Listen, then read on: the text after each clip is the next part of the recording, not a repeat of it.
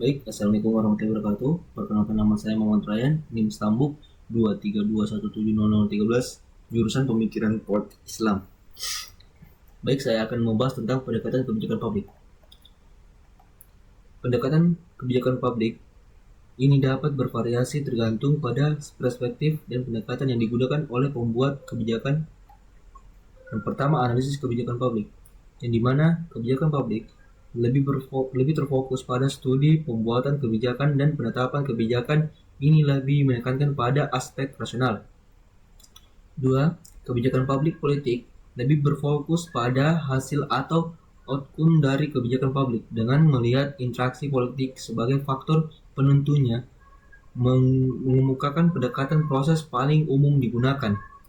Pendekatan ini berusaha melihat tahapan-tahapan dalam proses dan menganalisis faktor-faktor yang menentukan dari masing-masing tahapan.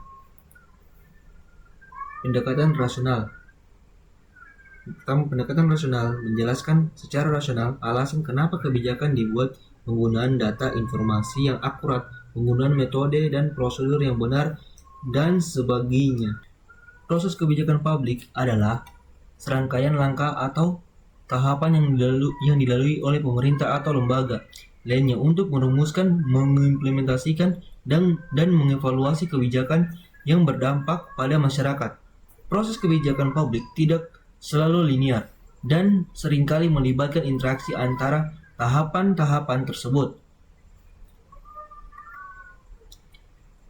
Agenda setting tahap pertama dalam proses kebijakan, penetapan agenda di mana isu-isu masalah-masalah yang memerlukan tindakan pemerintah ditempatkan dalam perhatian publik atau dalam agenda politik.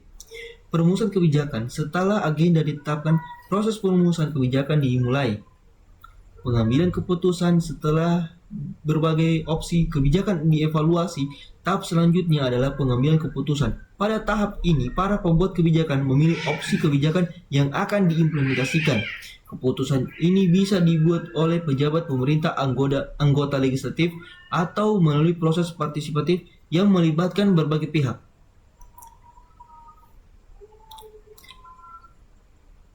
Setelah keputusan diambil, kebijakan tersebut harus diimplementasikan. Ini melibatkan pembuatan peraturan alokasi sumber daya, pelatihan personil, dan langkah-langkah praktis lainnya untuk menerapkan kebijakan secara efektif. Setelah kebijakan diimplementasikan, tahap selanjutnya adalah memantau dan mengevaluasi dampak. Ini melibatkan pengumpulan data tentang efektivitas kebijakan, pemantauan kemajuan terhadap tujuan yang ditetapkan, dan penilaian terhadap perubahan yang terjadi dalam masyarakat.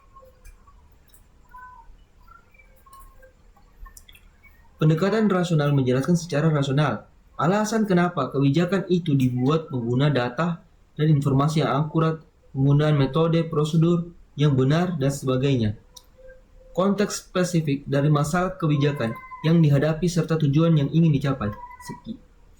Baik, saya akan melanjutkan tema berikutnya, yaitu model-model kebijakan publik.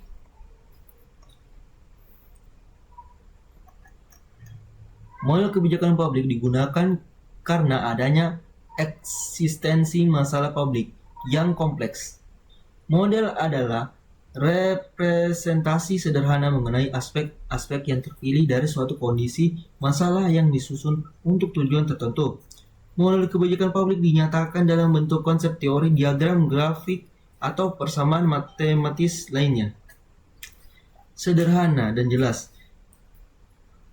Pertama, ketetapan identifikasi aspek penting problem kebijakan (presis), menolak untuk proses komunikasi kebijakan. 4. Usaha langsung untuk memahami kebijakan publik secara lebih baik. 5. Memberikan penjelasan dan memprediksi konsekuensi.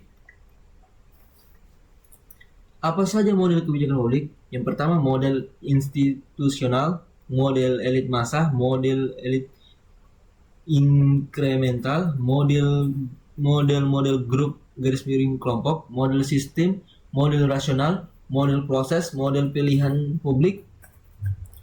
Setiap model memiliki fokus yang berbeda tentang kondisi politik dan membantu memahami berbagai perbedaan tentang kebijakan publik.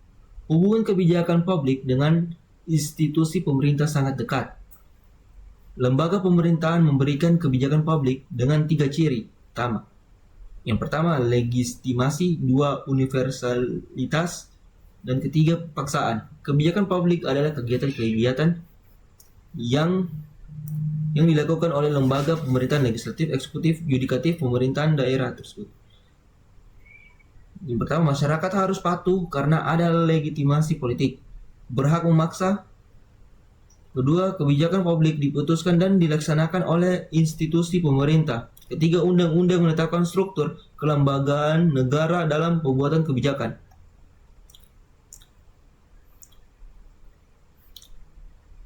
Pembagian kekuasaan, check and balance, otonomi daerah, dan memberikan nuansa pada kebijakan publik.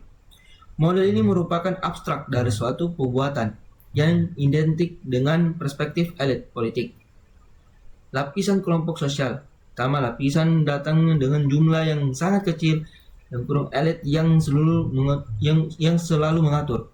Kedua, lapisan bawah emas dan kurang emas dengan jumlah yang sangat besar sebagai yang diatur, mencerminkan kehendak atau nilai-nilai elit yang berkuasa.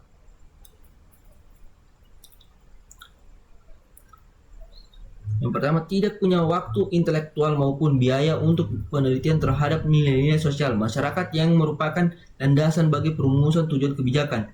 Dua, adanya kekhawatiran tentang bakal munculnya dampak yang tidak diinginkan sebagai akibat dari kebijakan yang belum pernah dibuat sebelumnya. Tiga, adanya hasil-hasil program dari kebijakan sebelum yang harus kepentingan tertentu. Empat, menghindari konflik jika harus melakukan proses negosiasi yang melelahkan bagi kebijakan baru.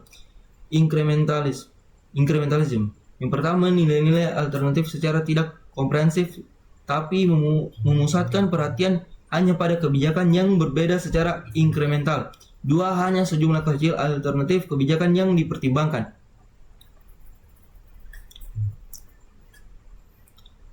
Tuntutan-tuntutan yang saling bersaing di antara kelompok-kelompok yang berpengaruh dikelola sebagai hasil persaingan antara berbagai kelompok kepentingan pada hakikat adalah keseimbangan yang tercapai dalam pertarungan antar kelompok dalam memperjuangkan kepentingan masing-masing pada suatu waktu.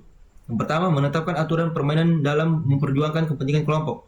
Yang kedua, mengutamakan kompromi dan keseimbangan kepentingan. Ketiga, enacting kompromi tentang kebijakan publik. Empat, mengusahakan perwujudan hasil kompromi. Kelompok kepentingan yang berpengaruh diharapkan dapat mempengaruhi perubahan kebijakan publik. Pendekatan sistem diperkenalkan oleh David Aston yang melakukan analogi dengan sistem biologi. Pada dasarnya, sistem biologi merupakan proses interaksi antar organisme dengan lingkungan yang akhirnya menciptakan kelangsungan dan perubahan hidup relatif stabil.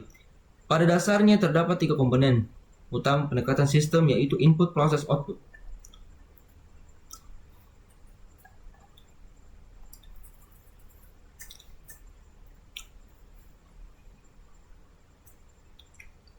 Persoalan muncul dari pendekatan ini adalah dalam menentukan tujuan itu sendiri. Model kebijakan rasional diartikan sebagai kebijakan yang mampu mencapai keuntungan sosial tertinggi. Hasil kebijakan harusnya memberikan keuntungan bagi masyarakat yang telah membayar lebih dan pemerintah mencegah kebijakan bila biaya melebihi manfaat. Banyaknya kendala rasional dan model monolog yang mengidentifikasi. Yang pertama, mengetahui semua keinginan masyarakat dan bobotnya. Kedua, mengetahui semua alternatif yang tersedia. Yang ketiga, mengetahui semua konsekuensi alternatif. Yang keempat, menghitung rasio pencapaian nilai sosial pada setiap alternatif. Yang kelima, memilih alternatif kebijakan yang paling efisien.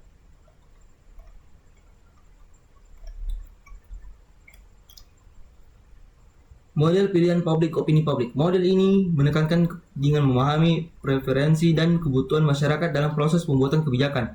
Pemerintah memperhatikan opini publik, survei, dan partisipasi masyarakat dalam menentukan kebijakan. Kebijakan yang dihasilkan oleh pemerintah harus mencerminkan kepentingan dan keinginan mayoritas masyarakat. Perdebatan berikutnya adalah kapan opini publik seharusnya menjadi faktor penentu terpenting yang sangat berpengaruh pada kebijakan publik. Tidak selalu mudah untuk mencapai konsensus atau memahami keinginan yang kompleks dari masyarakat, terutama dalam masyarakat yang terdiri dari beragam kelompok dengan kepentingan yang berbeda. Sekian dari saya. Wabillahi taufiq wal hidayah. Wassalamualaikum warahmatullahi wabarakatuh.